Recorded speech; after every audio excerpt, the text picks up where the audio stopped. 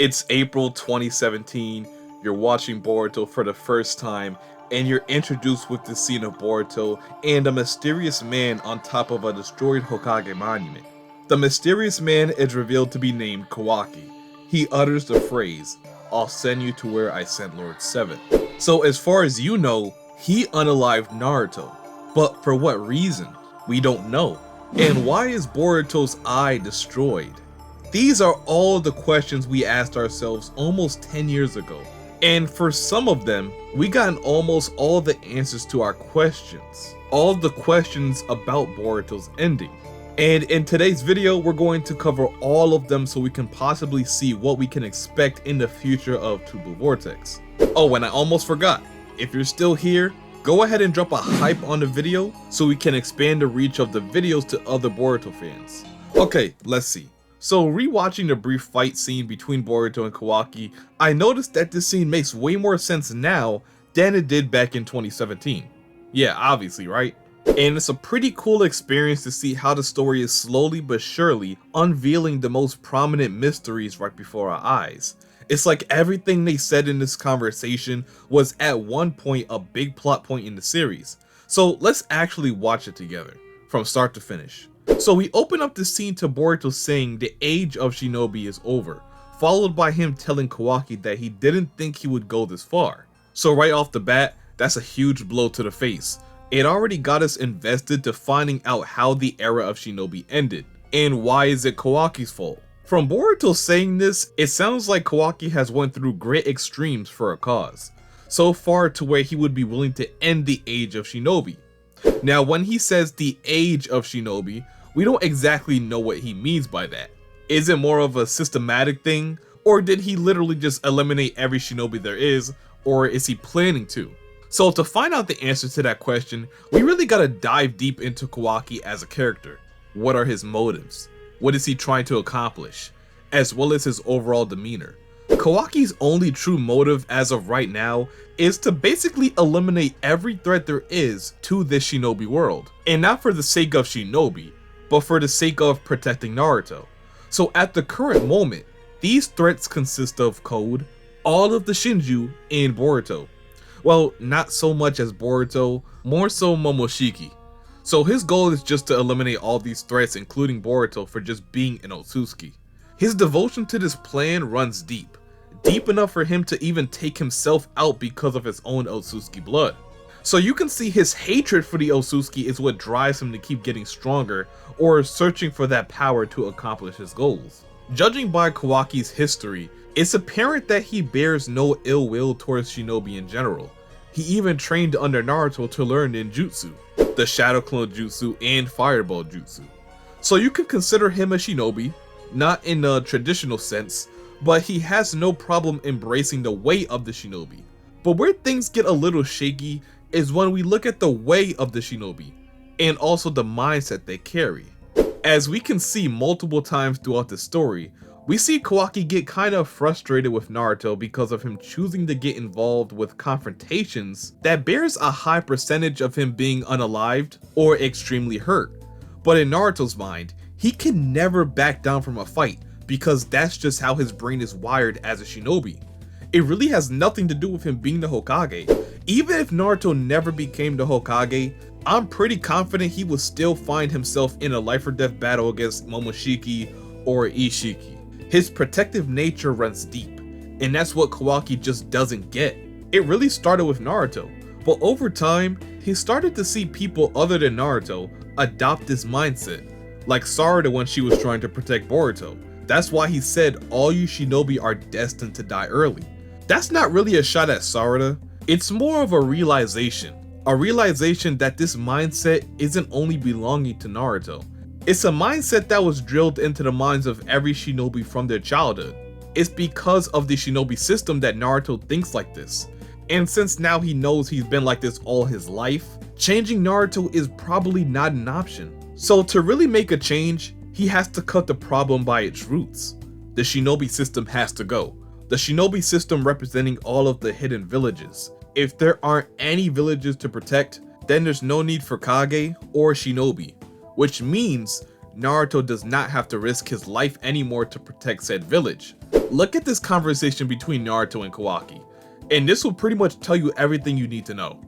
After Kawaki outright tells Naruto that he would do anything it takes to protect him, he then goes on to say that this world is crap. So good guys like you are those who die first, so long as gigantic pieces of crap like the Otsutsuki are running amok. Naruto replies and says, "It's our job as Shinobi to dispose of such bastards." This here is what Kawaki is trying to destroy. It's this mindset here that tells Naruto that he has no choice but to stand up against these threats. So Kawaki then says, "No, ninja are simply those who die earlier." That's his view on Shinobi, and to this day Kawaki feels the same way. This is why when we see Sarada just willing to throw her life away to protect Boruto, it confirmed this ideology. Shinobi are really destined to die early. Sarada, Kawaki, and even Boruto all knew that Sarada stood no chance against Kawaki at that moment. He could have destroyed her where she stood, and it probably wouldn't affect if Boruto lived or died. We even see that was one possible future out of hundreds for that situation. I'm pretty sure even Sarada had piss running down her leg in that moment. But her brain is wired to where she just had to do it. She had to do it not only to protect the loved comrade, but also make herself believe she can become Hokage. So again, this mindset is the system of which Kawaki is trying to destroy, and it all starts at the heart of Shinobi, which is the 5 great villages. So towards the end of part 1, we found out, or came extremely close to finding out, what Boruto meant when he said the era of Shinobi is over.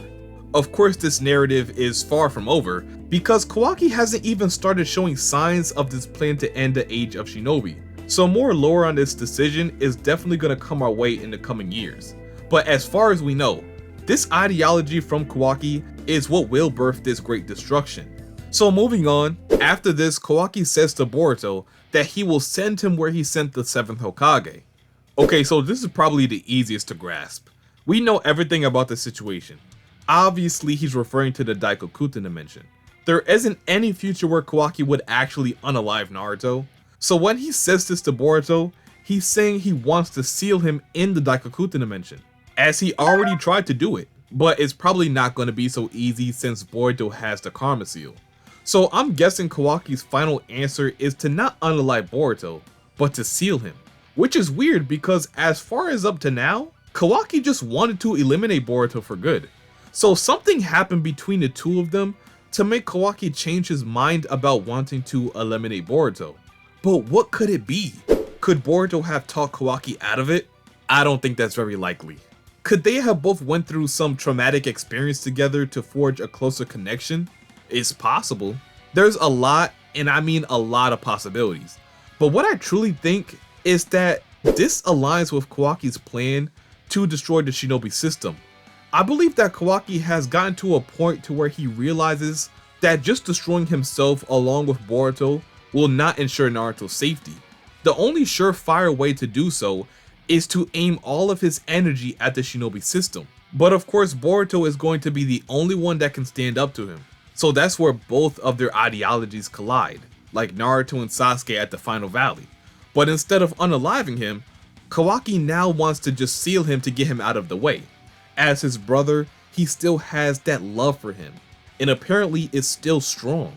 But I will say, it's mostly just that mindset shift for Kawaki, because he loves Boruto now, and yet he still wants to eliminate him. So I think this doesn't really contribute to the mindset shift, but it will definitely play a factor. So that one was relatively easy to dissect, but even that statement didn't prepare us for omnipotence. This made it so Kawaki can seal Boruto and nobody will really bat an eye, except for Sarada and Sumire, who aren't affected by it. That's why omnipotence to this day is a top 10 plot twist in all of manga, or at least I believe that. So next is the one I really wanted to discuss with you all. Look at where Boruto says, "Was this the only possible outcome?" And Kawaki replies, "Yeah, that's right." Now this went right over everyone's heads when it first aired. It sounds like Boruto is just expressing his frustration towards this situation, and Kawaki confirming that this was the only solution between the two of them and their brotherly feud. But now looking closer, I think we could all come to the conclusion that he was talking about prescience here. And what's more exciting is that Kawaki sounded like he knew what he was referring to when he says this. So besides Boruto already knowing about this future beforehand, perhaps there's a world where Kawaki also found out about prescience and Kashin Koji's involvement behind the future changing. And actually, if you watched my last video, I talked about that future possibly being on Boruto's mind right now in the story. Because who knows, Boruto could have already knew about this future since the beginning of Two Blue Vortex, and everything up to now could be Boruto's efforts to avoid this future. Look at the battle against Mamushi, right? We can clearly see that Boruto is purposely avoiding using the karma around Kawaki. Now, to be honest, this just looks like him trying to keep Kawaki from getting suspicious about his and Momoshiki's deal. You know, he would probably want to keep that a secret until Juro is defeated, right? But maybe it's not only about Kawaki finding out, but also about what he'll do once he finds out.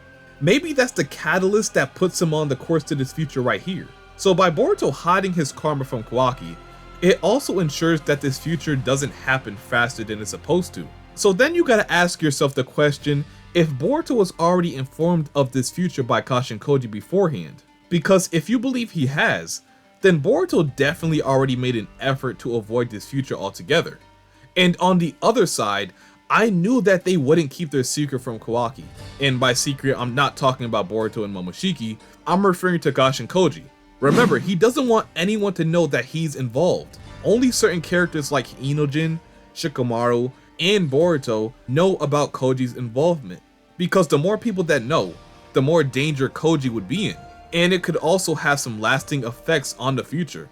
Remember, he said the more people that know about the future, the more likely that future is to be destroyed. It's as simple as that. The more people that know about Koji and Prescience, the less it becomes an effective way of gathering information on the future. So the goal is to keep as many people in the dark as possible. Even the people who is aware of Koji doesn't know everything there is to know about a specific future just for this reason. But Kawaki is one of the people who is already suspicious about Boruto and his potential relation to Kashin Koji. In chapter 13, Kawaki found one of Koji's toads in Boruto's jacket, and instantly, he knew exactly who it belonged to. Kawaki did not forget about this. I'm sure that topic is gonna come up sometime in the future, and that'll be the reason Kawaki puts all the pieces together and exposes Kashin Koji. At that point, they might have no choice but to let him in on everything. Prescience, the history behind the Shinju, everything. Even Amato knows about Koji's survival. So it won't be long. Maybe Amato just tells Kawaki that Koji is alive or something like that. There's plenty of ways he can find out. So actually, we don't know everything we will eventually know about this plot point yet. More to come in the future. But one thing I can be certain of is that Kawaki will eventually find out about Kashin Koji and the power of Prescience.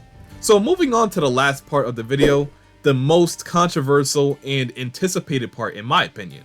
Kawaki tells Boruto that the age of Shinobi is over, followed by Boruto stating that he's still a Shinobi. As he ties his headband on his head, he awakens what many people call it, the jougan. Okay, so I can tell you right now, we're not close to this being revealed. Nor do we have any useful information on the jougan that'll tell us how Boruto will awaken it. Many people don't even believe it's real. I believe in the jougan, and I think Boruto awakens this power towards the very end of the series. So I don't think it's something we will see him use a whole lot, but in the time he does, it will simply be amazing. In the manga, Kawaki does look a little bit surprised at the fact that Boruto has this power. Now this may tell us a thing or two. Maybe this is the moment Boruto awakens the jougan for the first time. Or maybe this is the first time Boruto uses the karma around Kawaki with full control. Both can be true, and both warrant this kind of reaction from Kawaki. That's why I said for most of this, we have to wait and see. Because if it turns out that Kawaki already knows, or eventually finds out that Boruto can just use the karma now, then that eliminates some options. Now we know for sure he's surprised at the jougan awakening, which could tell us either this is the first time Kawaki's seeing that eye, or Boruto just awakened it in that moment. But other than that, from Boruto's words, it just seems like he's more determined. Like, it's a level of confidence and confirmation in oneself that Boruto has here that seems to be lacking from his current self. Not to say Boruto's not confident, but if we look all throughout the earlier stages of Two Blue Vortex, It kind of seems like he's just waiting for the inevitable. His only goal is to rescue everyone else. He's already accepted a dark fate for himself. And it doesn't seem like he's interested in finding a solution for omnipotence. Here, he seems more sure of himself, more cemented in his ideologies. I can't be the only one that gets that vibe here. So it's possible Boruto could be in store for some big character development soon. Development that will help him find the answer to all of this mayhem. So let me know how you feel about this. Did you learn anything new about the ending of Boruto? Or maybe you got an idea or theory from watching this video. Be sure to share all that good stuff down below in the comment section. And without further ado, I'm probably going to end it here now. So if you enjoyed the video and don't mind seeing more like this in the near future, go ahead and like the video, comment, subscribe, and turn on them post notifications so you don't miss another video like this or when I go live for chapter spoilers. And until my next one, I'll see you boys and girls later. And I'm out. Peace.